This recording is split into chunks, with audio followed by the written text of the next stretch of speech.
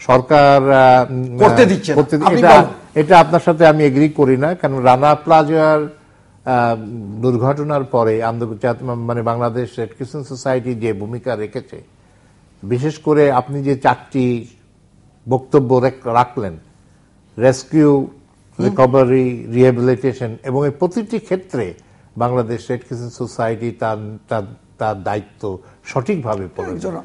আমাদের ভলেন্টিয়াররা দিন এবং রাত্রে বাংলাদেশের civil service, civil defence, army এবং অন্যান্য সংস্থার সম্মিলিতভাবে এরা এবং এটা আন্তর্জাতিকভাবে মাননীয় প্রধানমন্ত্রী এইটা স্বীকৃতি দিয়েছেন আমাদেরকে। আর একটি কথা বললেন যে বাংলাদেশের যে দুর্যোগের যে সংজ্ঞাটা আপনি দিলেন, এইটা যদি ধরা হয়, মানে এটা একটা জনবহুল দেশ, ছোট দেশ, 10টা নিলেই যে দুর্যোগ হয়ে গেল, তাহলে বোধহয় বাংলাদেশের দুর্যোগের আর কোনো সীমা অবশ্যই থাকবে না। তবে সরকার যে রেড ক্রিসেন্ট সোসাইটিকে যেভাবে সহযোগিতা করা উচিত ছিল, অতীতেও কোনো সরকার রেড ক্রিসেন্ট সোসাইটিকে সহযোগিতা করে নাই। বর্তমান সরকার অনেক করেছেন, কিন্তু তবুও আমি মনে করি বর্তমান সরকার ইদানিং শুরু করেছেন যে আমাদের একটা লামসাম, এই প্রথম বাংলাদেশ সরকার 25 লক্ষ টাকা আমাদের রেড ক্রিসেন্ট সোসাইটির ফান্ডে তারা কন্ট্রিবিউট করেছেন, এবং আমি এই প্রথম বাংলাদেশে হয়েছে। অতীতে কোনো সরকারই কিন্তু বাংলাদেশ রেড ক্রিসেন্ট সোসাইটির জন্য আলাদা কোনো বাজেটারি প্রভিশন রাখেন নাই।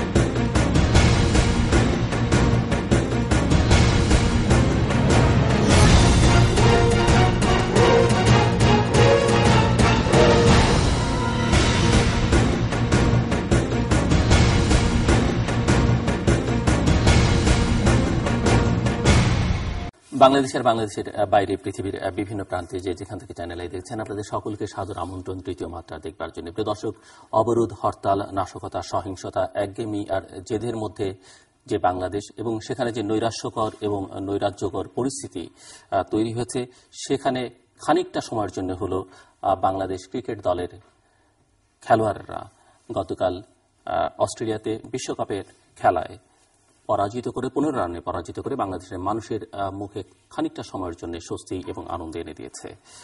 ইংল্যান্ডকে পরপর দুটো বিশ্বকাপে বাংলাদেশ হারালো এবং এ পর্যন্ত ইংল্যান্ড বাংলাদেশ 3বার নিজেদের মোকাবেলা করেছে।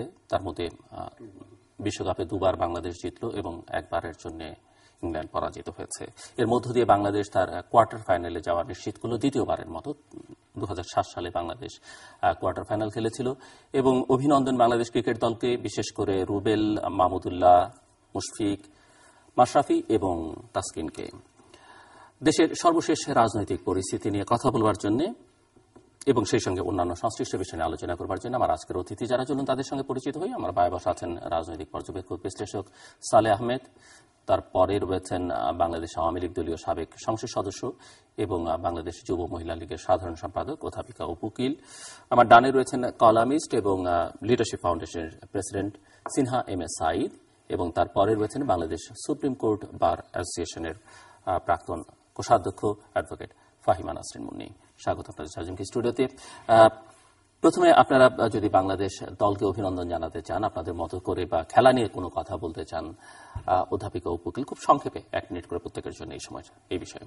না, আজকে তো আসলে আমরা সবাই আনন্দের জোয়ারে ভাসছি এবং এটা কোয়ার্টার ফাইনালে যে গেল আমাদের দল ইংল্যান্ডকে হারিয়ে, এবং একটি ম্যাচ বাকি আছে, এই যে এটা মানে আজকে বাংলাদেশে টিভি সেটের সামনে বিশেষ করে ইয়াং জেনারেশনের মধ্যে মনে হলো যে দেশটাকে যেন আবার, বিশেষ করে স্বাধীনতার মাসে এই জয়কে মনে হলো যে আরেকটি মনে হয় যুদ্ধে জয়ী হয়ে গেল, এইরকম একটি ভাব ছিল।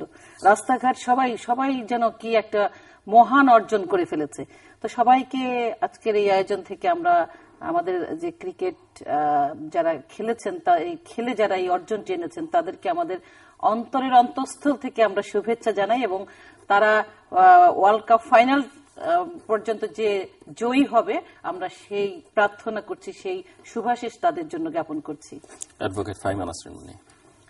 আমি আজকে কোর্টে সারাদিন দেখলাম আমার সব কলিগরা আমরা টিভি সেটের সামনে সুপার গ্লুর মতন আটকে আছি বাংলাদেশের খেলা, সারা বাংলাদেশের চিত্রটা আজকে ঠিক এরকম ছিল, একটা নির্ভেজাল আনন্দ।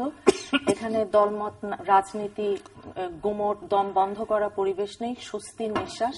অনেকদিন পর অল্প কিছুক্ষণের জন্য হলো আমরা আনন্দ পেয়েছি ভীষণ। আর শুভেচ্ছা থাকলো বাংলাদেশ জাতীয় ক্রিকেট দলকে। আশা করি আমাদেরকে ভীষণ এখন আশা করতে শিখিয়েছে যে বলা যায় না এবার আমরা ওয়ার্ল্ড কাপ জিতেও যেতে পারি। ধন্যবাদ, অভিনন্দন টাইগার্স, গো অ্যাহেড। আমাদের টাইগাররা দেখিয়ে দিল বাংলাদেশ সব সম্ভবের দেশ, বাংলাদেশ ইচ্ছে করলে সবকিছুই করতে পারে। তারা আমার মনে হয় চোখে আঙ্গুল দিয়ে দেখিয়ে দিল আমাদের রাজনীতিবিদদের যে তারা যদি একত্রিত হতো তাহলে দেশ কত আনন্দের বন্যায় ভেসে যেতে পারত। তাদের জয়ে আজকে যে আনন্দের বন্যা সারা দেশে দেখেছি তা আমাদের রাজনীতিবিদদের ঘুম ভাঙা, এই আশা করি, এই বার্তা আমি সকলকে দিই। আমার মনে হচ্ছে যে আজকের যে তীব্র প্রতিদ্বন্দ্বপূর্ণ জয়টা আমাদের হলো, এই জয়ের পেছনে সবচেয়ে বড় কথা হলো যারা এখানে জড়িত ছিলেন, যে খেলোয়াড়রা কম বেশি সবাই কৃতিত্ব এখানে আছে। এবং এই জয়ের মধ্য দিয়ে আগামী সামনে যে খেলাগুলো আমাদের, তাদের একটা চ্যালেঞ্জ তাদের সামনে দাঁড়িয়ে গেল। আশা করি তারা আরো দৃঢ়তা নিয়ে সত্যিকারের টাইগারের ন্যায় আমাদের সামনে সেই শুভদিন টেনে দিবেন যেদিন বিশ্বকাপে বাংলাদেশ প্রথম স্থানে চলে যাবে। রাজনৈতিক বিষয়ে যাই, অ্যাডভোকেট ফাহিমা নাসরিন মুন্নি, আপনাকে দিয়ে শুরু করি। এই যে বাংলাদেশের ক্রিকেট দলের জয়, আমরা দেখছি বিশ্বকাপে যদি একটি ম্যাচ হেরেছে, একটি ম্যাচ পরিত্যক্ত হওয়ায় সেখানে পয়েন্ট ভাগাভাগি হয়েছে অস্ট্রেলিয়ার সঙ্গে, কিন্তু একটা জয়ের ধারাবাহিকতার মধ্যে আছে একটা নতুন করে স্বপ্ন। আপনি এবং অপু উকিল দুজন তো বিশ্ব চ্যাম্পিয়ন হওয়ার স্বপ্নই দেখছেন। সেখানে এই যে ক্রিকেট দলের যেরকম ধারাবাহিকতা, আমরা কি এটি বলতে পারি কিনা যে 2008-এর নির্বাচনে আওয়ামী লীগের নেতৃত্বে মহাজোট ক্ষমতায় এসেছিল, তারপরে আবার একটি নির্বাচন হলো এবং সেই নির্বাচনও তারা বিজয়ী নিজেরা যেভাবে আপনি দেখেন না কেন এবং ক্ষমতায় আছেন, এবং 2008-এর পর থেকে এই যে ফেব্রুয়ারি সেই পিলখানা ইনসিডেন্ট থেকে অসংখ্য বাধা তার সামনে এসছে এবং সবগুলো একের পর এক অতিক্রম করে করে 2013-র শেষ 6 মাস অনেক রকম অস্থিরতার মধ্য দিয়ে দেশ গেছে, সেখানটা অতিক্রম করে তারপরে 5ই জানুয়ারি নির্বাচন শেষ করে তারপরে 1 বছর মোটামুটি ঠান্ডা রাখলেন আপনারা, এবং তারপরে আবার উত্তাপ ছড়িয়ে দেবার চেষ্টা করলেন, 2 মাস পার করলেন। এবং অবস্থা দৃষ্টি এটি মনে হচ্ছে যে সরকার কি এই যাত্রাও তার যে জয়ের যে ধারাবাহিকতা বা পরিস্থিতি নিজের অনুকূলে রাখবার যে প্রয়াস, সেটির যে অব্যাহত একটা প্রক্রিয়া, সেখানটাতে সরকার এবারও সফল হতে যাচ্ছে কিনা, প্রশ্নটা আপনাকেই করছি আমি প্রথম। আপনাকে ধন্যবাদ। এবং কেন করছি আমার মনে হয় যদি আপনি বুঝতে পেরেছেন, না পারলে আমি কিন্তু যোগ করে দিতে পারি। না, ঠিক আছে, আমি চেষ্টা করছি উত্তর দিতে। গত 5ই জানুয়ারি নির্বাচন আমরা সবাই দেখেছি, যদিও মনে হবে কিছুটা পুনরাবৃত্তির মতন, কিন্তু 5%-এর কম মানুষ যেহেতু ভোট দিতে পেরেছে, 95% মানুষ ওই ভোটাধিকার যেটা প্রয়োগ করতে পারেনি। আজকে যিনি বর্তমান প্রধানমন্ত্রী, স্পিকার আছেন, আমাদের বিরোধী দলীয় নেতা বেগম জিয়া, ওনারা কেউ তো, যদিও বেগম জিয়াকে ভিন্ন প্রেক্ষিতে বালু ট্রাক দিয়ে আটক করে রাখা হয়েছিল, ভোট দিতে পারেননি। ওনারা যদি ভোট দেননি কিংবা দিতে পারেননি, আমি ভোট দিতে পারিনি, আমার মতন হাজার হাজার লক্ষ লক্ষ মানুষ তাদের স্বাভাবিক মৌলিক যে অধিকারটা, সেটা থেকে বঞ্চিত হয়েছে। পরবর্তীতে আপনি ঠিকই বলেছেন, 1 বছর আমরা বারবার আমাদের দিক থেকে বলে এসেছি যে আলোচনায় বসুন, কিন্তু বর্তমান সরকার এবং আওয়ামী লীগ তো মিলেমিশে একাকার হয়ে গেছে। মনে হয়েছে যেন তারা সংলাপে বসা মানে খুব ডিসগ্রেসফুল একটা কাজ, খুবই খারাপ, মানে হেরে যাওয়া নৈতিকভাবে। ওনারা কিছুতেই আমাদের এই ডাকে সাড়া দেননি, তো বরং বলেছেন বারংবার যে আমাদের আন্দোলন করবার কোনো শক্তি নেই, সামর্থ্য নেই। আপনারা সবাই জানেন যে আমাদের বিএনপির যিনি বর্তমান ভারপ্রাপ্ত মহাসচিব মির্জা ফখরুল ইসলাম আলমগীর, ওনার এগেইনস্টে 84টা মামলা পেন্ডিং আছে। আমার অত্যন্ত সিনিয়র শ্রদ্ধেয় কলিগ ব্যারিস্টার রফিকুল ইসলাম মিয়া স্যারের এগেইনস্টে 83টি মামলা। সুপ্রিম কোর্ট বারের সিটিং সেক্রেটারি এবং প্রেসিডেন্ট জেলে ছিলেন। ইতিহাসে নেই, স্বাধীনতার পর থেকে এই আজ পর্যন্ত ইতিহাসে নেই। তো ইতিহাসের পুনরাবৃত্তি করেছেন আমরা একটা সমাবেশের কথা করতে চেয়েছি বাংলাদেশের সমস্ত ডিস্ট্রিক্ট 64টা জেলা থেকে যখন লোকজন ঢাকার দিকে, আপনি জানেন সেই দিন কি অবস্থার পরিপ্রেক্ষিতে ঢাকার সাথে সমস্ত কিছু বিচ্ছিন্ন করে দিয়ে বাস, ট্রাক, গাড়ি, লঞ্চ, ফেরি বিচ্ছিন্ন করে দিল যে ঢাকায় আসতে পারবে না। কেন? ঢাকায় আমরা একটা সমাবেশ দিয়েছি। সরকার বলছে তাদের কাছে গোয়েন্দা রিপোর্ট ছিল যে কোনো ঘটনা ঘটার একটা আশঙ্কা করছিল গভর্নমেন্ট। তো তাই যদি হতো তাহলে আপনি সংবিধানে আমাকে যে অধিকার দিয়েছেন সভা করবার, সমাবেশ করবার, মুক্ত চিন্তা করবার, আমাকে আমার বাক স্বাধীনতা, আজকে আপনি বলেন একটার পর একটা প্রেস এবং মিডিয়া বন্ধ হয়ে গেছে কিনা? দিগন্ত টিভি, ইসলামিক টিভি, চ্যানেল 1, ওইদিকে 21 টিভিও বন্ধ করে দিয়েছিল। কি অভিযোগ? ওনার চেয়ারম্যান যে ইটিভি সালাম সাহেবের এগেইনস্টে পর্নোগ্রাফি। মানুষকে আপনি হিউমিলিয়েট করছেন, আইনকে অস্ত্র হিসেবে নিয়ে নিয়েছে।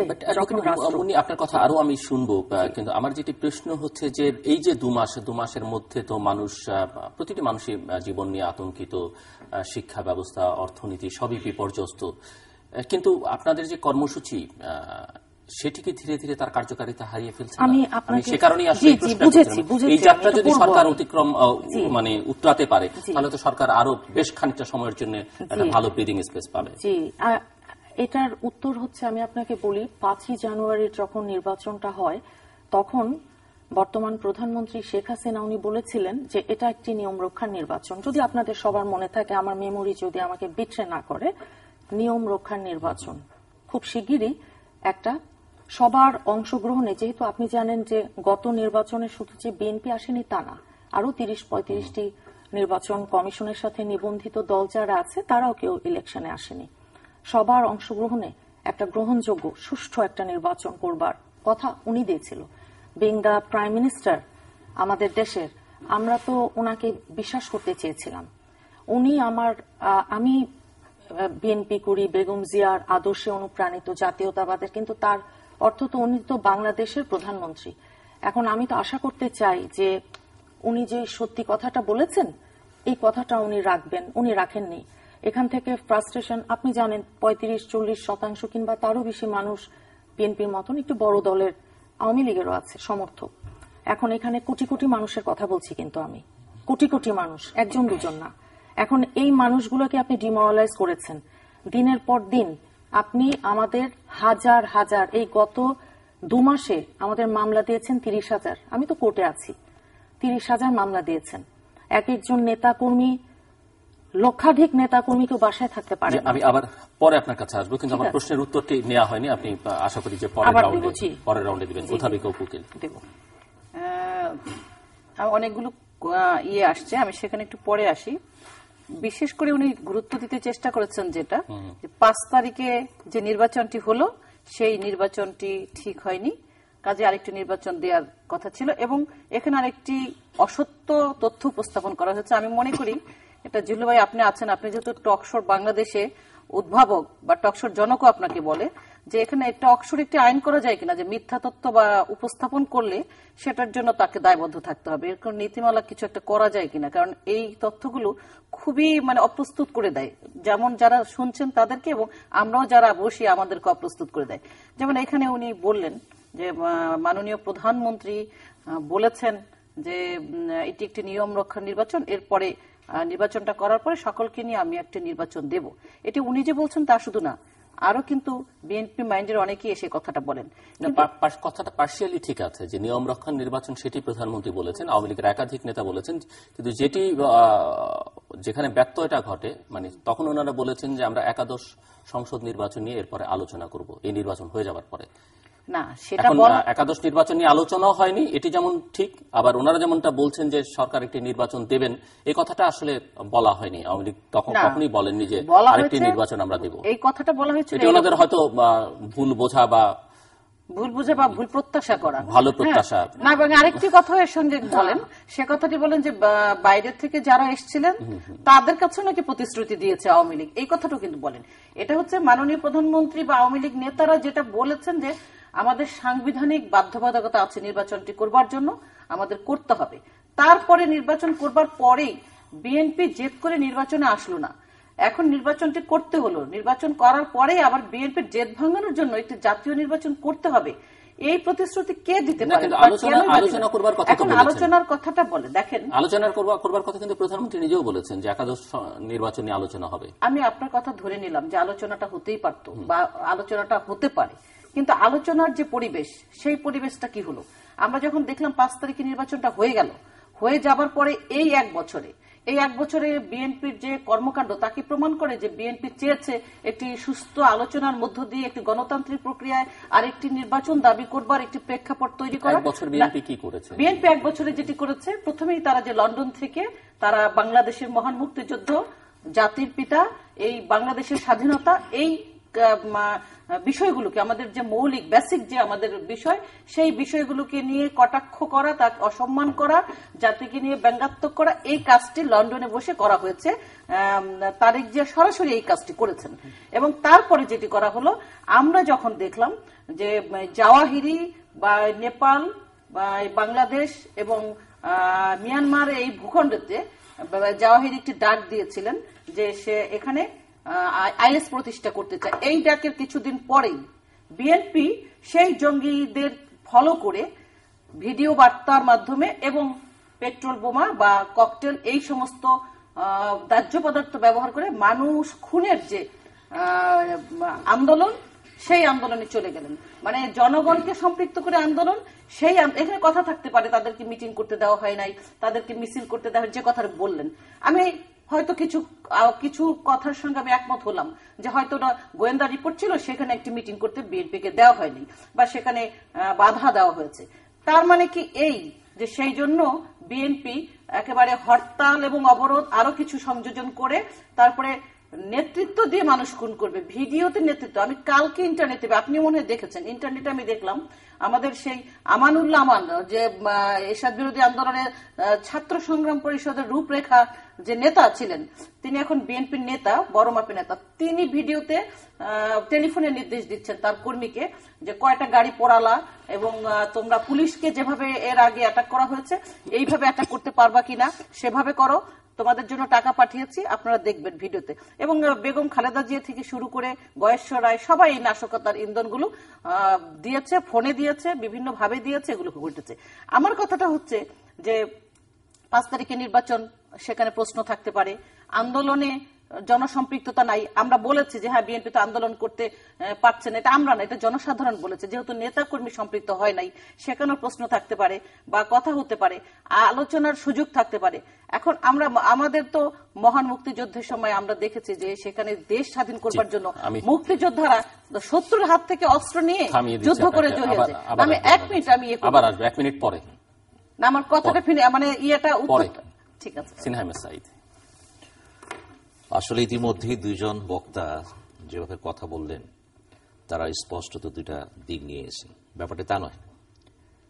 আমি প্রথমেই নিন্দা জ্ঞাপন করব এই দীর্ঘমেয়াদী অবরোধ, এই হরতাল, এই পেট্রোল বোমা, সাইকেল বোমা, এগুলো দিয়ে কোনোদিন রাজনীতি হয় না।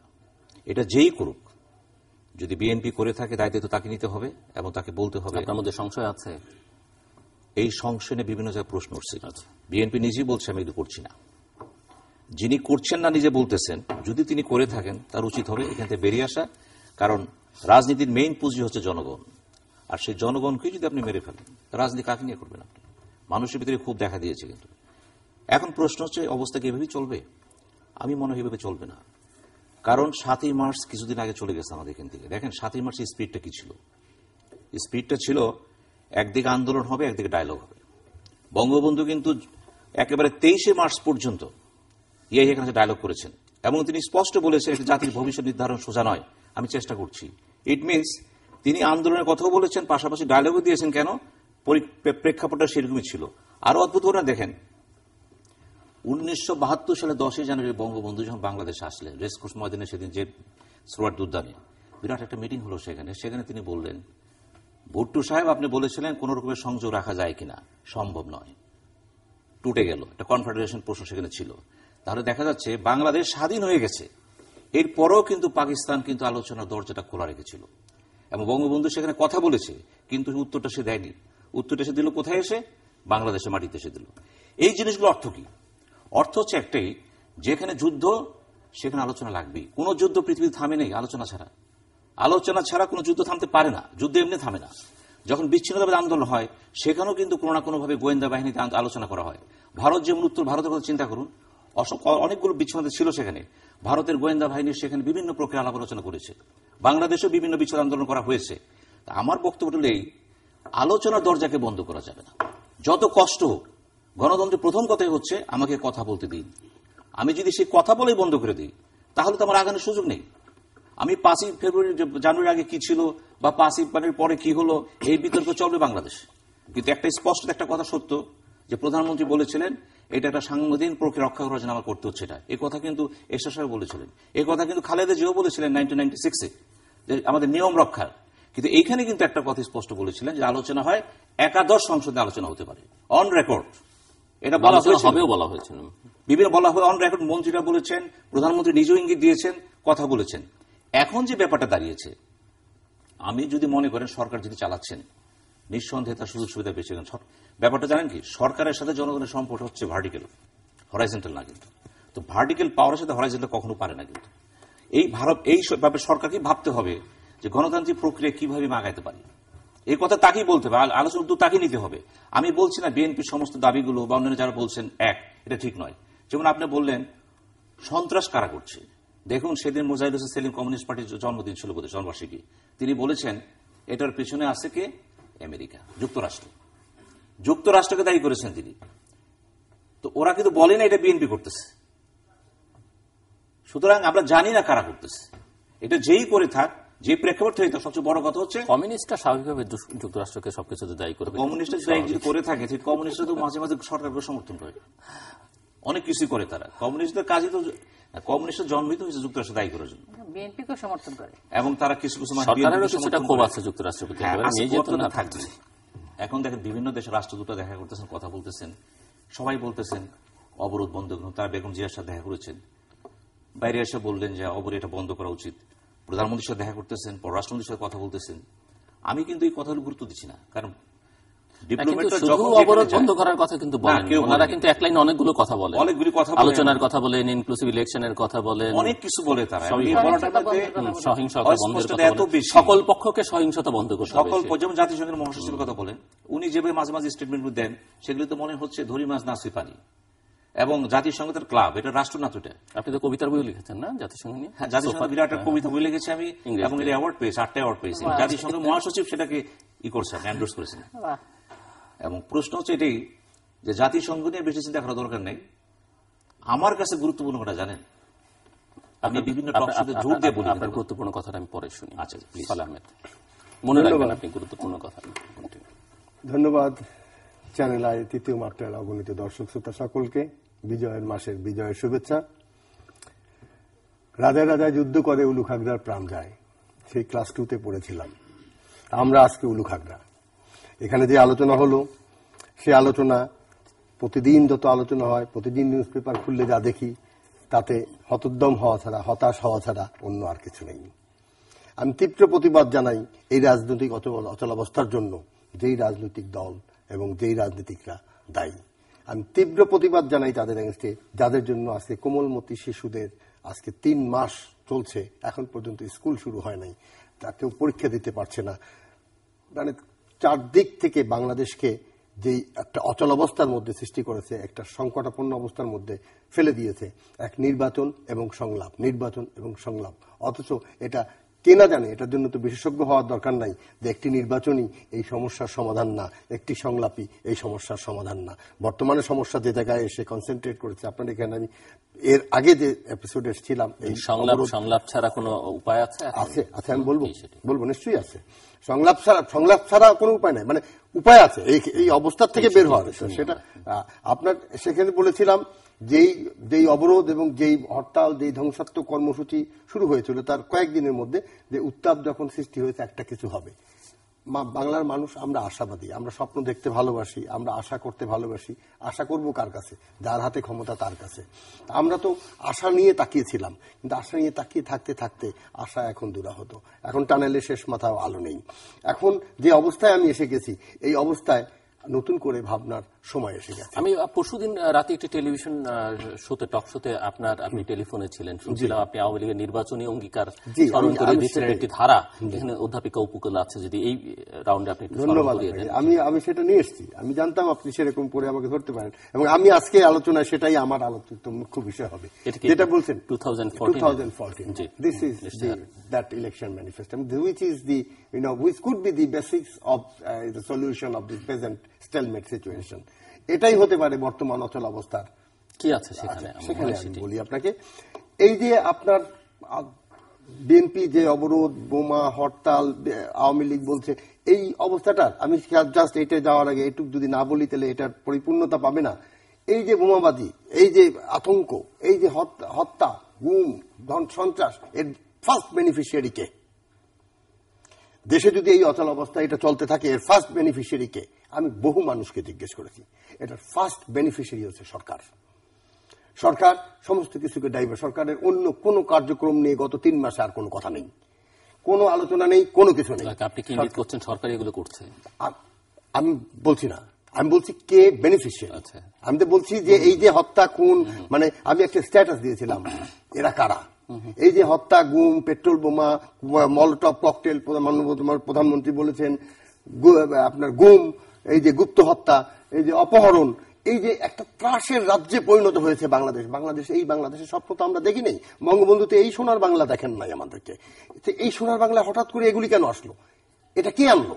এটা যিনি এসেছেন তার বেনিফিশিয়ারি প্রথম কে? আমি এই প্রশ্নটা উল্টা দিক থেকে শুরু করে আমি দেখলাম তার প্রথম বেনিফিশিয়ারি হচ্ছে বর্তমান সরকার। কারণ এই 3 মাসে আপনি খেয়াল করে দেখেন, আপনার এখানে টকশোতেও অন্য কোনো সাবজেক্ট নিয়ে আপনি আলোচনা করার সুযোগ পান নাই। তার মানে অন্য সবগুলো পাস। সেকেন্ড আসেন এখন আসেন বাংলাদেশ। এই বাংলাদেশ যদি এরকম একটা অস্থিতিশীলতার মধ্যে থাকে, কে বেনিফিশিয়ারি হয়?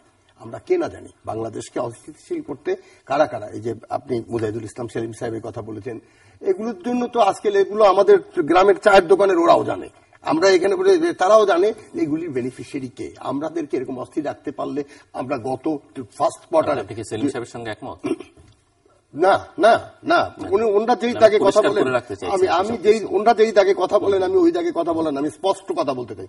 আমি না ঘটকা লোক না, আমি আমার অবস্থানকে পরিষ্কারভাবে বলবো, কারণ আমার অবস্থানটা আমি জানি, আমার অবস্থানটা দেশের পক্ষে। আমি এখানে অন্য কোন শক্তির ধারধারি না। কিভাবে? আপনি আসেন, আপনি গত 2014 প্রথম প্রান্তিকে অত মারামারি, অত কাটাকাটি, ইলেকশনের ওই গন্ডগোলের মধ্যেও আমার যে গ্রোথ রেট ছিল, গার্মেন্টস এর এক্সপোর্ট গ্রোথ রেট, আর এবারকার এই 3 মাসের গ্রোথ রেট তখন ছিল 14.5%, 14% প্লাস মাইনাস, এবার সেটা 3% প্লাস মাইনাস। লাভবান কে?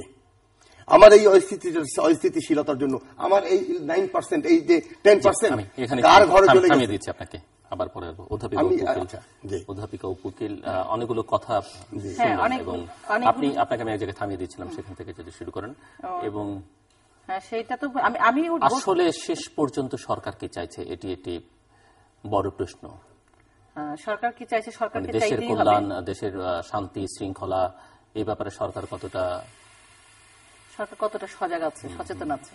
আচ্ছা, আমি ওই সময় বলতে চেয়েছিলাম যে সংকট থাকতে পারে, রাজনৈতিক সংকট থাকতে পারে, কিন্তু মানুষ মেরে রাজনৈতিক সংকটের সলিউশন করা যায় না। বিগত ইতিহাস যদি আমরা পর্যালোচনা করি, সেখানে আমাদের অনেক দুঃসময় এসেছে, অনেক অগণতান্ত্রিক শক্তির পদভারে বাংলাদেশ প্রকম্পিত হয়েছে, কলঙ্কিত হয়েছে, কিন্তু গণরসেই সেই অগণতান্ত্রিক শক্তিকে প্রতিহত করেছে। তার জন্য কিন্তু মানুষ মারতে হয় নাই, হত্যার মিশন নিয়ে আন্দোলন করতে হয় নাই।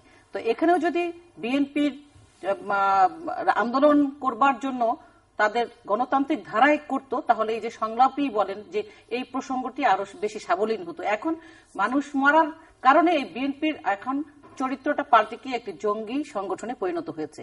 সেই কথাটির কারণেই, সেই ক্যারেক্টারটি চেঞ্জ হবার কারণেই এখন যে আলোচনাই বলেন, সংলাপই বলেন, সেখানে যদি সরকার আপনি বলছিলেন যে সরকার এখন কি চায়, সরকার এখন অবশ্যই চাইতে হবে এই যে জঙ্গিবাদ বা বিএনপি যেটি করছে, আন্দোলনের মানুষ হত্যা করছে, জাতীয় সম্পদ ধ্বংস করছে, তারা 3টি বিষয়কে বেশি গুরুত্ব দিচ্ছে। প্রশ্নের উত্তর আপনি দেবেন। এই 2014-এর 5 জানুয়ারি ইলেকশনের আগে কিন্তু 6 মাস এই ধরনের নাশকতা সহিংসতা হয়েছে, প্রচুর মানুষ মারা গেছে। তখন আইন শৃঙ্খলা রক্ষাকারী বাহিনীর পুলিশের 17 জন সদস্য মারা গেছে। একটি ঘটনার, একটি মামলার কোনো অগ্রগতি হয়েছে কিনা, বা মামলা হয়েছে কিনা, বা কাউকে আইনের আওতায় আনা গেছে কিনা, বা আনা গেল কিনা, আনা হয়েছে কিনা, আমি একটু জানতে চাই আপনার কাছে। আমি আপনার সাথে এখানে একমত, এবং আমি এই কথাটি সব জায়গায় বলি যে 2013 সালে নির্বাচনকে কেন্দ্র করে বিএনপি যে সহিংসতা এবং এইরকমই মানুষ হত্যার নির্দেশনা দিয়ে মানুষ হত্যা করেছিল, সে প্রায় 50 জন মানুষকে পুড়িয়ে মেরেছিল। আইনের আওতায় আপনারা আনেননি কেন, সেটি আমার প্রশ্ন। না, সেখানে সরকারের দুর্বলতা, বিচার হয়নি কেন? সেই বিচারগুলো যদি হতো তাহলে এখন নাকি ওনারা যেরকম ইঙ্গিত করছেন সেরকম কোন ইঙ্গিত কারণে? বাংলাদেশের মানুষ তো অনেক সচেতন। আমরা যদি টক শোতে বসে এই কথা বলি, কেউ তো আমাদের এই কথাগুলো বিশ্বাসযোগ্য কথাটি আমাদের বলতে হবে। বিএনপি নিজেই তো স্বীকার করছে। এখানে বসে মুন্নিয়াপা যে কথাটি বললেন যে এটা হচ্ছে, যে ওনার যে দাবিটি যে এটা হচ্ছে, মানে বিএনপি আন্দোলন করছে, সহিংসতা করছে সংলাপের জন্য বা নির্বাচনের জন্য, উনি কিন্তু স্বীকার করেছে অপকটে। বিএনপি থেকে প্রতিদিন যে প্রেস লিস্ট দিচ্ছে অবরোধের, সেখান থেকে বিএনপি কিন্তু স্বীকার করছে। আমরা টক শোতে বসে এখন প্রথম আলো আর ইনকিলাব খুঁজে, সংগ্রাম পত্রিকা খুঁজে কোথায় কি হলো সেই রেফারেন্স দিয়ে যদি বলি যে না এটি আওয়ামী লীগ করছে, সরকার করছে, সরকারকে পতন করবার জন্য, তাহলে তো এটা জনগণ বিশ্বাস করবে না।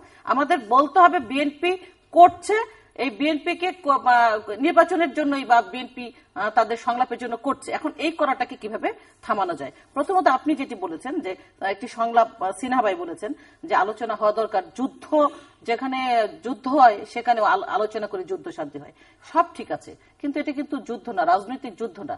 রাজনৈতিক প্রতিপক্ষের সঙ্গে সংলাপ করা যায়, কিন্তু জঙ্গিদের সঙ্গে সংলাপ করা যায় না। বিদেশিদের কথা আপনারা এনেছেন, এই যে বিদেশি কূটনীতিকরা গিয়ে যে বেগম খালেদা জিয়ার সাথে আলোচনা করলেন, তো ওনারা সহিংসতার কথা বললেন যে সহিংসতা করা যাবে না, সকলের উদ্দেশ্যে উপদেশ দিলেন। তো ওনারা কি কখনো আইএস এর সেই জঙ্গি নেতার সঙ্গে বা লাদেনের উত্তরসূরি জাওয়াহিরির সঙ্গে কোনোদিন কি ওনারা এই বোকো হারামের নেতাদের সঙ্গে, জঙ্গি নেতাদের সঙ্গে কোনোদিন কোনো সংলাপে বসেছে তাদেরকে প্রতিহত করবার জন্য, নাকি ড্রোন হামলা করে তাদেরকে হত্যা করতে চেয়েছে?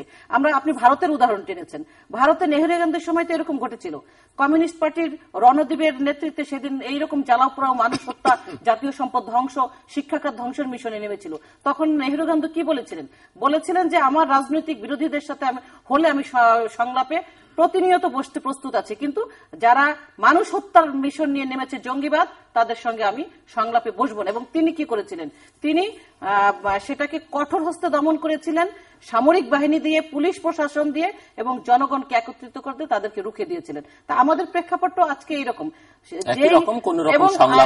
কিন্তু এখানে একটি কথা বলি, এই পর্যায়ে এসে যদি সরকার স্বীকার করে তাহলে তো সন্ত্রাসের কাছে পরাজয় বরণ করা, এটি দেশের পরাজয়। আমি ওরকম কিছু বলিনি। আমার ওদিকে যিনি বসেছেন ওনার নাম অপু উকিল, যদিও উনি উকিল নন, উকিল আমি, কিন্তু উনি যে স্পিডে কথা বলছেন আমি ভীষণ ভয় পেয়ে গেছি। এখন উনি ওনার নেত্রীর এবং প্রধানমন্ত্রীরই প্রতিধ্বনি করছেন যে জঙ্গি সংগঠন, অত্যন্ত লয়াল। ওনার মতন লয়াল কেউ থাকলে আমার মনে হয় শেখ হাসিনাকে আর ওনার ডিসলয়াল আশপাশে কে আছে এটা খুঁজে দেখবার প্রয়োজন হবে না। তো উনি বললেন বিএনপি একটি জঙ্গি সংগঠন। ওনার নেত্রী বলেছে আমাদের বেগম জিয়া জঙ্গি নেত্রী। যে কথাটা আপনারা প্রত্যেকেই এগ্রি করে গেছেন যে উনি 5ই জানুয়ারির ইলেকশনটাই বলেছিলেন নিয়ম রক্ষার নির্বাচন। পরবর্তীতে সেটাই লেজিটিমেট একটা এক্সপেকটেশন ছিল আমাদের সবার, যে উনি ওনার কথা অনুযায়ী যে পরবর্তী সংসদ নির্বাচন নিয়ে আলোচনায় বসবেন। সেটা তো উনি করেননি। উনি বাংলাদেশে সেই 70s এর সাউথ আমেরিকায় যা হতো, গুম, ট্রাক চাপা, রাষ্ট্রীয় সন্ত্রাস, আমরা কম বেশি হয়তো দেখেছি অতীতে। এখন এটার মাত্রা সমস্ত কিছুকে ছাড়িয়ে গেছে। আপনারা প্রায় বলেন, ওই যে উনি একটু পরেই বলবেন, ওইটা এখনো বলেননি, যে বার্ন ইউনিট, ওইটা আমাদেরও মন কাঁদে। বার্ন ইউনিটে প্রতিটা মানুষের সাফারিংস সেটা দেখে। আর উনি একটা কথা বলেছেন, এটা বলতে হয় না, মিসকোট করবেন না কোনোদিনও, যে আমি নাকি বলেছি যে বিএনপি সন্ত্রাস করছে, যেটা আই নেভার সেড। এটা আপনি কখনো বলবেন না। আমি কি বলবো এটা আই নো বেটার। আপনি তা বলেন নাই। আপনি বলেছেন না, আপনি বলেছেন যে বিএনপি সন্ত্রাস করছে, তা আপনি বলেন নাই। আপনি বলছেন যে বিএনপি আন্দোলন সংগ্রাম করছে, মানে এই যে বিএনপি যে আগে আন্দোলন করতে পারে নাই এটা আওয়ামী লীগ থেকে বলা হচ্ছে, এখন বিএনপি আন্দোলন সংগ্রাম করতে পারছে, এখন সংলাপে বসা দরকার। এটার সাথে এটাকে রিলেট করবেন না, দুটো ভিন্ন ইস্যু। আমি সেটাই বলার চেষ্টা করছি যে বর্তমানে যে ডেডলক একটা সিচুয়েশন তৈরি করেছে, আপনি একটু আগে আমাকে জিজ্ঞেস করেছেন যে 2 মাস আমরা টেনে নিয়ে আসলাম, অবরোধ করছি, আমরা হরতাল করছি, যদিও শান্তিপূর্ণ। এখন তো কোনো কার্যকারিতা নেই, হরতাল তো হচ্ছে না, এটা ঢাকায় দেখছেন আপনি, এটা ঢাকায় চিত্রটা আপনি দেখছেন জিলুর ভাই, এটা ঢাকার, আপনি ঢাকার বাইরে যান। কিন্তু বিএনপি চেয়ারপারসন কিন্তু এটি স্বীকার করে নিয়েছেন সম্ভবত কোথাকার কোনো একটা জনসভায়, টাঙ্গাইলে বা কোথাও, যে ঢাকায় ব্যর্থ হয়েছিল বলেই কিন্তু আগের বার 2015 এখন দেন না 14 জানুয়ারি ইলেকশনের আগে ঢাকা ব্যর্থ হয়েছে, পুরো দেশ আপনারা ছিলেন, এবার ঢাকা সফল হবে, এবং ঢাকা সফল হয়নি বলেই তখন সফল হয়নি। এটা আমি বলি আপনাকে, বেগম জিয়ার কথা শুনেন, এটা ঢাকা যদি কিছু না হয় তাহলে আসলে তো সাফারিংস হচ্ছে। আপনি সাফারিংসটাকে তো আমি তো অস্বীকার করছেন না, কিন্তু এখান থেকে কোনো ফল যদি আপনি বের করে না আনতে পারেন তাহলে মানুষকে না। একটা এক্সাম্পল দেই, গত সপ্তাহে হঠাৎ খুব হইচই, কি ওয়ারেন্ট ইস্যু হয়েছে বেগম জিয়ার এগেইনস্টে, ওয়ারেন্ট। তো স্বরাষ্ট্র প্রতিমন্ত্রী কি বলেছে আপনারা সবাই দেখেছেন, পরবর্তীতে এক একজন পুলিশের কি ওয়ারেন্ট তো পৌঁছায়নি, একবার বলেছে 3টা থানায় চলে গেছে, আবার বলেছে ওয়ারেন্ট কেউ পায়নি। কাজেই গভর্নমেন্ট যে পিছু হচ্ছে, সেটা তো এই মেসেজ তো ক্লিয়ার যে উনি তো বেগম জিয়াকে অ্যারেস্ট করবার জন্য খুব হইচই করছেন, বড় বড় মন্ত্রী, বড় বড় নেতারা এক একজন এক এক সময় এক এক কথা বলছেন। যে ছাত্রলীগের যে সেক্রেটারি, সেও তো বলল বেগম জিয়াকে অফিস থেকে সে কিভাবে বিতাড়িত করা যায়। শাহজাহান খান একজন সিটিং মন্ত্রী, সে শ্রমিক নেতা, ওই এলাকার আশপাশে আমারও বাসা, উনি কত মানুষ নিয়ে উনি গেছে, এটা কি আপনি কোনোদিন অতীতে দেখেছেন এই কালচার? আবার আসবো আপনার কাছে, সালেহ আহমেদ। ধন্যবাদ আপনাকে। আমি যে জায়গাটা ছিলাম যে বেনিফিশিয়ারিকে, এই বেনিফিশিয়ারি কথা যদি চিন্তা করি তাহলে বেনিফিশিয়ারি হওয়া উচিত বাংলাদেশে। যত এই যে আমরা যে উত্তাপ বলেছিলাম, উত্তাপ থেকে যদি একটা ভালো রেজাল্ট কিছু আসতো, বাংলাদেশের উপকার হতো, বাংলাদেশের রাজনীতির একটা চেঞ্জ আসতো, তাহলে আমরা উপকৃত হতাম। কিন্তু হতাশাগ্রস্ত ভাবে আমি আজকে বলতে বাধ্য হচ্ছি কোনো চেঞ্জ হয় নাই, কোনো উন্নতি হয় নাই, অবনতি এবং অবনতি এবং অবনতি। তা আমাদের টাইগাররা যে চোখ খুলে দেখিয়ে দিল যে ইয়াং জেনারেশনই পারে বাংলাদেশকে চেঞ্জ করতে। তা আমি বাংলাদেশের রাজনীতিবিদদের এবং রাজনীতিক দলদের অনুরোধ করব, আপনারা দয়া করে আমাদের ওই টাইগারদের মতো নতুনদের হাতে আমাদের সবকিছু ছেড়ে দেন। যে ছেড়ে দেন কোন ভিত্তিতে, এবং এই যে বর্তমান যে সলিউশন, যে প্রবলেমটা নিয়ে আলোচনা করছি, এটা সলিউশন আজকে আমাদের আলোচনাও এসছে যে আজকে যদি অধ্যাপিকা অপুকিল বলেছেন যদি আলোচনায় যায় তাহলে মনে হবে আওয়ামী লীগ হেরে গেছে, আর যদি বিএনপি মনে করবে। আমি বলেছি জঙ্গি মানুষ যারা হত্যা করছে তাদের কাছে সারেন্ডার করা মানে তাদেরকে সমর্থন দেওয়া। মানুষ উনি নিজে বলেন, উনি আমাকে উদ্ধৃত করেছেন, আমি বলিনি। মানে এটাই এরকম একটা টোন আছে। যদি এখন আওয়ামী লীগ সংলাপের কথা মেনে নেয় তাহলে আওয়ামী লীগ হেরে গেল, এটাই হচ্ছে মানে বাংলাদেশের জনগণ হেরে যাবে। বাংলাদেশের জনগণ, আমি সব কথা মানি না, বাংলাদেশের জনগণ হেরে দেবে তারা যদি সংলাপ মেনে নেয়, আর বিএনপি জিতে যাবে। মোটেই না, মোটেই না। আমি আশা করেছিলাম গত 12ই জানুয়ারি যখন বর্ষপূর্তির মিটিং করে এবং প্রচন্ড ভাবে বলা হচ্ছিল মাননীয় প্রধানমন্ত্রী দিক নির্দেশনামূলক বক্তৃতা দেবেন 12ই জানুয়ারি, ওনার বক্তৃতা মন দিয়ে শুনলাম, কিচ্ছু পেলাম না। সেদিনকে 7ই মার্চে বিশাল জনসভায় মাননীয় প্রধানমন্ত্রী বক্তৃতা দিলেন, আমি পেলাম না। আমি বড় আশা করে আমি আশা করবো না কেন, মাননীয় আমাদের দেশের প্রধানমন্ত্রীর কাছে যদি আমি আশা না করি, শুনতে হয় আপনি প্রধানমন্ত্রীর কাছে আশা করেন কেন, তাহলে তো আমরা নেব। হ্যাঁ, থ্যাংক ইউ ভেরি মাচ। আমি আশা করেছিলাম যে যেই কথাটা আপনি বললেন, আমি যে প্রশ্নটা করেছিলাম যে বাংলাদেশ আওয়ামী লীগ জনগণের দল, বাংলাদেশ আওয়ামী লীগের নেতৃত্বেই এই দেশের স্বাধীনতা এসেছে। আমি মনে প্রাণে বিশ্বাস করি বাংলাদেশের রাজনৈতিক চর্চা অবশ্যই বাংলাদেশের স্বাধীনতায় বিশ্বাসী, বাংলাদেশের সার্বভৌমত্বে বিশ্বাসী এবং স্বাধীনতা যুদ্ধে বিশ্বাসী। এই চেতনাগুলি, এই চর্চাগুলির উপর ভিত্তি করেই বাংলাদেশের রাজনীতি আবর্তিত হবে, বাংলাদেশের রাজনীতি এগিয়ে যাবে। এর বাইরে অন্য কিছু যারা বলেন, এই রাউন্ডে কিন্তু আপনি ভেতরে ঢুকতে পারবেন না। হ্যাঁ পারবো, আমি সহজ করে। সেইখানে আমি আশা করেছিলাম যে এই ইশতেহারের 23 পাতায় বাংলাদেশ আওয়ামী লীগ পরিষ্কারভাবে উল্লেখ করেছিল, আমি আপনার অনুমতি নিয়ে একটু রিড আউট করি এটুক, যে আমাদের এবারের অগ্রাধিকার, প্রিয় দর্শক, বাংলাদেশ আওয়ামী লীগের ইশতেহারের 2014 নির্বাচনী ইশতেহারের 23 পাতা। আমাদের এবারের অগ্রাধিকার সুশাসন, গণতন্ত্রায়ন ও ক্ষমতার বিকেন্দ্রীকরণ।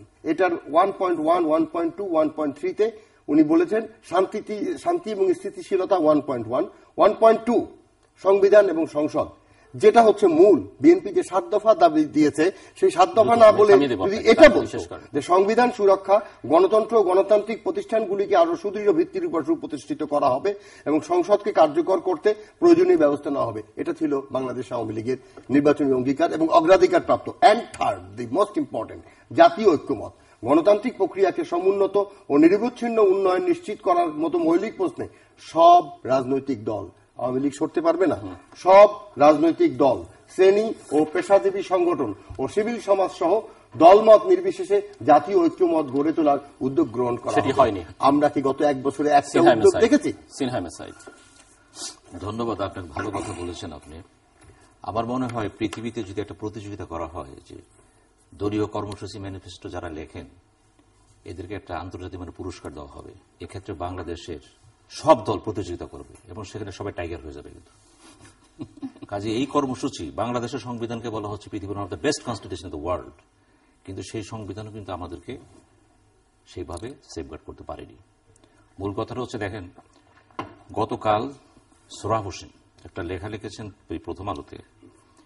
উনি বলেছেন যদি সংলাপ নাই করেন তাহলে নিজের সাথে নিজে সংলাপ করেন। দুই নেত্রীকে বলেছে, অর্থাৎ আয়নার সামনে দাঁড়ায় বলছে আপনি কথা বলেন, জিজ্ঞেস করেন কি ভুলভ্রান্তি আপনারা করেছেন।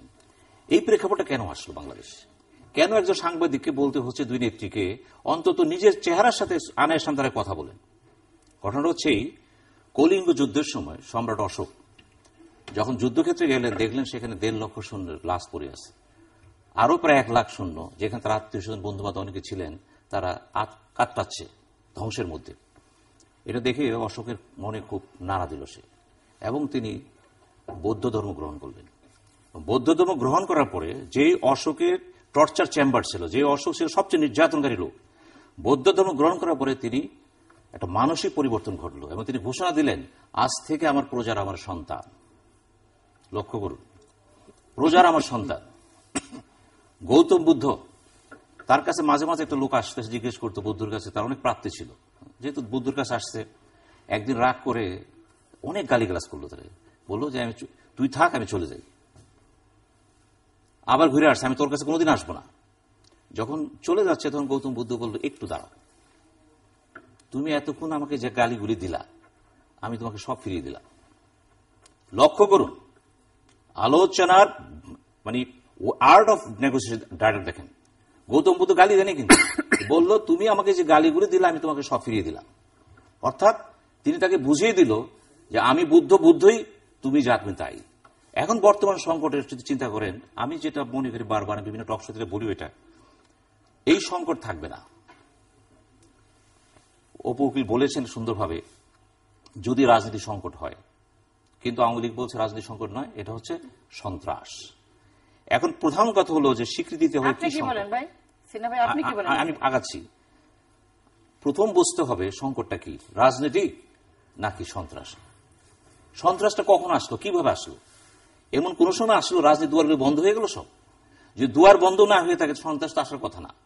তাহলে কোথাও ডেমোক্রেসির কোথায় ঘাটতি ঘটছে, কোথায় আলাপ আলোচনা দরজা বন্ধ করে দেওয়া হচ্ছে, কোথায় হয়তো অতিমাত্রায় কিছু অতি উৎসাহী লোকের বাড়াবাড়ি হয়েছে সেখানে। নাহলে আজকে বি চৌধুরী সাহেব বলতেছেন একটা ন্যাশনাল গভর্নমেন্ট করা হেডেড বাই প্রেসিডেন্ট। এটা তো আর্টিকেল 7 এর একেবারে সরাসরি চ্যালেঞ্জ। আপনি যদি এটা করতে যান তাহলে তো আর্টিকেল সংশোধন করতে হবে আপনাকে। উনি যেটা বললেন, আমরা কিন্তু এই ধরনের উদ্ভট প্রস্তাব চাচ্ছি না। আমি বি চৌধুরী সাহেবকে রিকোয়েস্ট করব, আপনি বাংলাদেশের প্রেসিডেন্ট ছিলেন, কিভাবে আপনি বিতাড়িত হয়েছেন আপনি ভালো জানেন। সেদিন প্রতিবাদ করেন না, কিন্তু আপনি সমস্যার প্রতিবাদ করেন আবার চুপ হয়ে যান। এটা না করে একটা কংক্রিট প্রস্তাব দেন, যে প্রস্তাবের সংবিধান রক্ষা হবে, আমরাও সামনে যেতে পারবো। আপনি কি মনে করেন এই যে এই প্রস্তাবটা কি আমাদের আশার আলো দেখাতে পারে? আমি যে প্রস্তাব 3টা বললাম, শুধু এটা না, এখানে অঙ্গীকার তো মানে আরেকটা বাগান। আপনাকে বলেছে, শুনুন, অঙ্গীকারকে যখন ধিক্কার দেওয়া হয়, ভুলে যাওয়া হয়, কখন বলে মানুষ? আপনি দেখবেন মানুষ যখন ডাল ভাত খেয়ে বেঁচে থাকে কম চিন্তা করে, যখন সে গাড়ি বাড়ি করে শেষ করতে হবে আপনাকে, এবং আমরা প্রায় শেষ প্রান্তে। প্রত্যেকের কাছে আমি পরে আসছি আপনার কাছে, আপনি 2 মিনিট করে প্রত্যেকের জন্য সময়, শেষবারের মতো, যে এই অবস্থা থেকে আর আসলে পরিত্রাণের উপায় কি, পরিত্রাণ কবে হবে সেটিও মানুষের প্রশ্ন, এবং কিভাবে হবে, আর না হলে কি হবে। সো সালেহ আহমেদ। ধন্যবাদ আপনাকে। আমি মনে করি এই অচল অবস্থার নিরসন, এখনো জাতীয় সংসদ চলছে, জাতীয় সংসদই সমস্ত সমস্যার সমাধানস্থল হওয়া উচিত। যদি আমি ডেমোক্রেটিক সিস্টেম যেটা ক্লেম করি আমরা, সেটা যদিও আমার দেশে সেটা নাই, তা আমি আশা করব এবং আমি আহ্বান জানাবো যে এই যে চলতি অধিবেশন চলছে, এই অধিবেশনেই এই ইশতেহারের এটা কোনো একজন মাননীয় সাংসদ এটাকে আনুন, জাতীয় ঐক্যমত গড়ার লক্ষ্যে যে উদ্যোগ গ্রহণ করা দরকার সেই গ্রহণ করলে তাতে বাংলাদেশ আওয়ামী লীগও হারবে না, বিএনপিও জিতবে না, দেশ জিতবে। তারা একটা রাজনীতিবিদদেরই এর সলিউশন বের করতে হবে ওই জাতীয় সংসদে বসে। কিন্তু দুঃখের বিষয় হলো ওই জাতীয় সংসদে মাননীয় প্রধানমন্ত্রীর যিনি দূত, বিশেষ দূত, তিনি কিছুদিন আগে বলেছেন বাংলাদেশের রাজনীতি অসুস্থ, এর চিকিৎসা দরকার। এই গত পরশুদিন বলেছেন যে আমি আর কি স্বৈরাচারী ছিলাম, বর্তমান সরকার তার থেকেও বেশি স্বৈরাচারী। তো তাকে দূত বানিয়ে তাকে বসিয়ে বাংলাদেশ আওয়ামী লীগ তার অঙ্গীকার কতটুকু বাস্তবায়ন করবে তাতে আমি সন্দিহান। কিন্তু যদি তারা এটা না করেন, আপনি যেটা কথা বলেছেন, যদি তারা এটা না করেন, তাহলে এই বাংলাদেশের মানুষ জানে তারা কোন সময় কি করতে হয়। বাংলাদেশের মানুষ যখন সব ধরে টান দেবে, হ্যাঁ, সেই যে সত্যজিৎ রায়ের সেই বিখ্যাত সিনেমা, তখন এই 3টা বাস্তবায়নের দায় দায়িত্ব, এই অঙ্গীকার নিজেরা করে নেবে। তখন এই বাংলাদেশের কোনো রাজনৈতিক দলের প্রয়োজন হবে না। সেই দিন আমি দেখতে চাই না, কিন্তু তারা যেভাবে আগাচ্ছেন সেই দিন অত্যাসন্ন যে তাদের প্রয়োজন পড়বে না। ধন্যবাদ। আমি আসলে অনেক কথা ভুলে গেছি, ভুলে এই জন্য যাচ্ছি। স্পষ্ট তো মনে রাখতে হবে, বিদেশি দূতগুলো যেভাবে নাড়াচাড়া করছে এখানে, সেটা শুধু সরকার না, বিরোধী দলের সাথে কথা বলতেছে তারা। দেখেন, ইউএস কংগ্রেস 8 জন কংগ্রেসম্যান, 11 জন তাদের একটা অনুরোধ জানিয়েছেন জন কেরিকে। আমি ভয় পাচ্ছি পাকিস্তানের প্রেস তার ল খেয়াল করুন, সমস্ত এইট বন্ধ হয়ে গেছিল। কিন্তু এরশাদ সাহেব যখন ক্ষমতায় ছিলেন 90 সালে, সমস্ত এইট বন্ধ হয়ে গেল। কেন? ডক্টর বি চৌধুরী এবং ডক্টর কামাল হোসেন এত তৎপরতা চালালেন বিদেশে যে, এবং এই 2জন ব্যক্তি বাংলাদেশের বৈদেশিক হস্তক্ষেপে 2 নায়ক হচ্ছে 2জন। একবার চিন্তা করুন 1990 সালের ঘটনাটি। আজকে কি হচ্ছে? আজকে যদি ইউএস কংগ্রেস কোনোদিন এইভাবে আগায় যায়, কারণ আমেরিকার সাথে বর্তমান সরকারের যে সম্পর্ক টালাবাড়া চলছে সেটা শুভ লক্ষ্যটা। তারপর আমি বলবো বাংলাদেশের রাজনীতিটা খুব ভূ রাজনীতি খুব জটিল, কিন্তু এখানে একদিকে চীন, একদিকে আমেরিকা, একদিকে ভারত, তারপর এটা ইন্ডোসেন্ট্রিক বাংলাদেশের কোন সরকার কোনোদিন কিছু করতে পারবে না যদি ভারতের সাথে সম্মতি না থাকে। তার আই সে অন অথরিটি পারবে না। তবে বাংলাদেশের সমাধান কি ভারত করবে? ভারত করবে না, এই বাংলাদেশই করবে। তো প্রয়োজনীয় ডিপ্লোমেসি কখন কোথা থেকে নাজিল হবে সেই জন্য আমাদের অপেক্ষা করতে হবে। তা আমার বিশ্বাস ঘটনার সাথে যারা জড়িত, যারা পর্যবেক্ষণ করছেন, সময় আসলে তারাই দায়িত্ব নেবেন কোথায় কি করতে হবে। এবং অবশ্যই আমি বারবার বলছি, আমি কিন্তু আর্টিকেল 7 ব্রেক করতে বলিনি। আমি বারবার বলছি রাজনীতির সমস্যা রাজনীতির সমাধান হবে। তবে এই ক্ষেত্রে ভারত আর আমেরিকাকে, যেহেতু পঙ্কজ শরণ যেটা করেছিলেন, উনি আমাদের মজিনা চলে গিয়েছেন দিল্লিতে, তিনি প্রমাণ করে দিলেন যে আমি আর একক শক্তি নই। এখানে যা কিছু ঘটবে ভারত আমেরিকার সম্মতিতে ঘটবে। যখন তার একটা সমঝোতায় আসবে, বাংলাদেশের রাজনীতি ধারা পাবে, ডায়ালগ শুরু হয়ে যাবে। এটি বাস্তব সত্য, এর বাইরে কিছু নেই।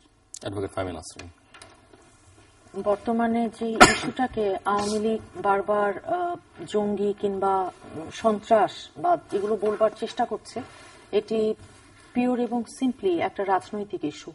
এই মুহূর্তে যদি বর্তমান প্রধানমন্ত্রী উনি ওনার ক্ষমতা ছেড়ে দেন, তাহলেই তো সমস্ত কিছু একটা ডায়ালগের মাধ্যমে বেটার সিচুয়েশন হতে পারে, দেশে স্বাভাবিক অবস্থা বিরাজ করবে।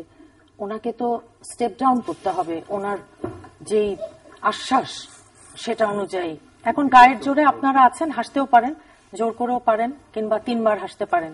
একবার বুঝে আসবেন, আরেকবার না বুঝে, আর থার্ড টাইমটা ও পরে বলবো। তো আচ্ছা, এখন দেখেন, উনি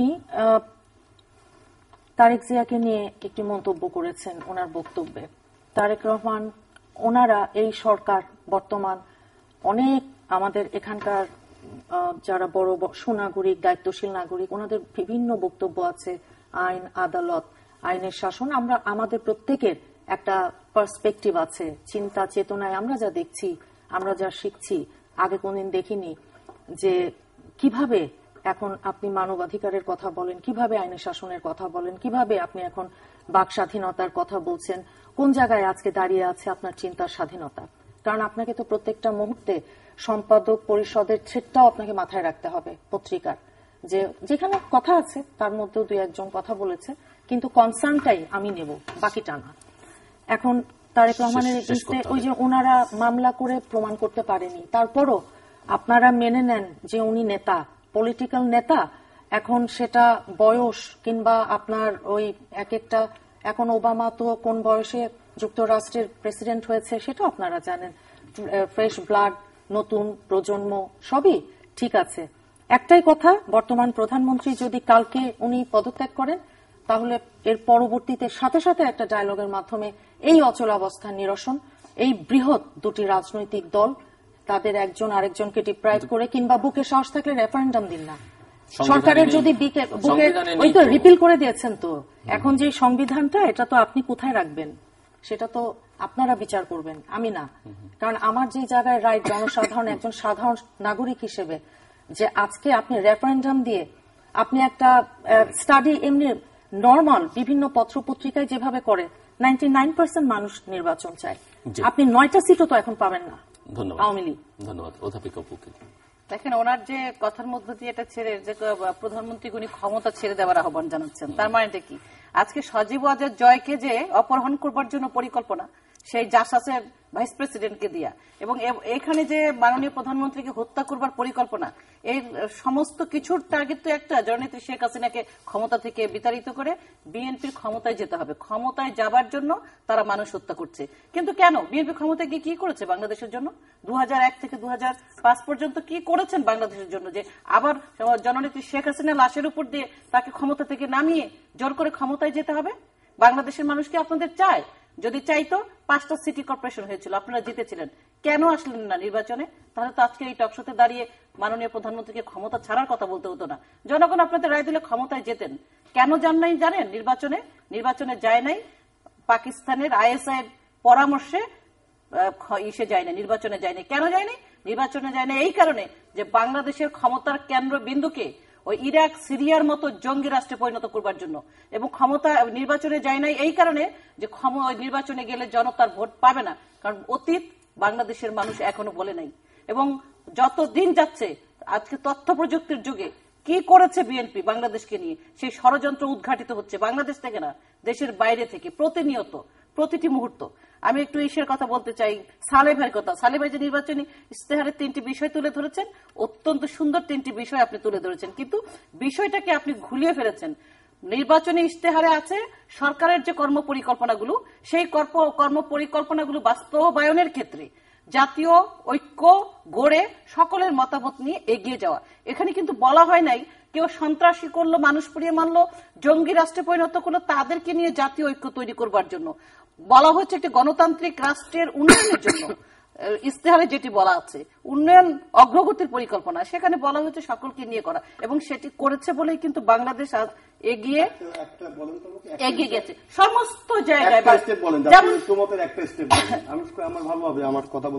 ঐক্যমতে যেমন ধরেন বাংলা যে কোনো একটি পদ্মা সেতু তৈরি হচ্ছে, জাতীয় ঐক্যমত। এখানে বলা হয়েছে উন্নয়ন অগ্রগতির প্রশ্নে জাতীয় ঐক্যমত। এখানে কিন্তু বলা হয় নাই যে রাষ্ট্র ক্ষমতা পট পরিবর্তন করবার জন্য না, সেটা সংবিধানের সংসদ বলেছে। আপনি আমাকে একটা দেখান যে সুরক্ষা, গণতন্ত্র, আপনার ওখানে নির্বাচন ইশতেহারটা কি জনগণকে প্রতিশ্রুতি দিয়েছে সরকার কি করবে, সরকার কিভাবে দেশের উন্নয়ন করবে, দেশকে গণতন্ত্রের পথে এগিয়ে নেবে, সুশাসন প্রতিষ্ঠা করবে। সেখানে কি এইটা বলা আছে যে সকল যারা বিরোধী দল, যারা রাজনৈতিক পথ পরিহার করে জঙ্গি রাষ্ট্রে পরিণত, জঙ্গি সংগঠনে পরিণত হয়েছে, তাদেরকে নিয়ে জাতীয় ঐক্য তৈরি করতে হবে? সেটা হয় না। অনেক ধন্যবাদ। আমার হাতে সময় নেই। একদমই সময় নেই, দুঃখিত আমি। দর্শক, আমরা অনুষ্ঠানের শেষ প্রান্তে তৃতীয়মাত্রা সম্পর্কে আপনি লিখতে পারেন ডাক, ইমেল, SMS এর মাধ্যমে, ইন্টারনেট, আমাদের অফিসিয়াল ওয়েবসাইট অথবা সোশ্যাল নেটওয়ার্কগুলোতে যেসব পেজ রয়েছে সেই সব পেজে আপনারা আপনাদের মতামত রাখতে পারেন। আর আপনারা আপনাদের মতামতকে আমাদের অনুষ্ঠান তৃতীয় মাত্রায় আপনি দেখতে পাবেন প্রতি বৃহস্পতিবার এবং শুক্রবার বাংলাদেশ সময় রাত 2টোয়, বুধবার দুপুর 11:30 এবং শুক্রবার দুপুর 1:05 একবার আমন্ত্রণ হল অ্যাডভোকেট ফাইমান আসরেন মুন্নি, মিস্টার সিনহাইমে সাইদ, মিস্টার সালামে তিতা এবং অধ্যাপিকা উপুকিল। অসংখ্য ধন্যবাদ আপনাদের চারজনকে। দর্শক, কথা আসলে ওনাদের শেষ হয়নি এবং এই কথা শেষও হবে না, কিন্তু কথা অনর্গল আমরা বলেই চলেছি।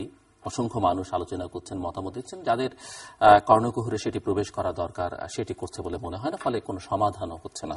এক ধরনের অসহায়তার মধ্যে আছে গোটা বাংলাদেশ, বাংলাদেশের নাগরিকেরা যারা এখন আন্দোলন করছেন, অবরোধ হরতাল ডাকছেন, তাদেরকে বুঝতে হবে যে এর কার্যকারিতা কতটুকু আছে, এর থেকে কি ফল তারা তাদের নিজেদের জন্য, দেশের কথা আমরা বাদী রাখলাম, বের করে আনতে পারছেন, সেটি তাদেরকে মাথায় রাখতে হবে। যদিও বলছেন যে সারা দেশ একরকম, রাজধানী এর বাইরে আছে, কিন্তু রাজধানীকে বাইরে রেখেও আসলে তেমন কিছু যে করা যাচ্ছে না, সেটি এই আন্দোলনের যিনি মূল নেত্রী তিনি নিজেও একসময় পাবলিক গ্যাদারিং এ স্বীকার করে নিয়েছেন।